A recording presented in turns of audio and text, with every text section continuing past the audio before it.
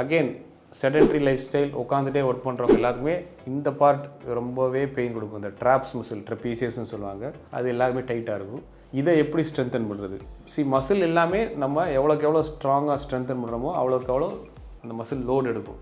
வீக்காக இருந்துச்சுன்னா அது லோடு தாங்காமல் உங்களுக்கு பெயின் இமீடியட்டாக கொடுக்கும். ஸோ இந்த மசிலை ட்ராப்ஸை ஸ்ட்ரென்தன் பண்ணுறதுக்கான 2 சிம்பிள் எக்ஸசைஸ். இதுக்கு வெயிட்ஸ் கண்டிப்பாக தேவை.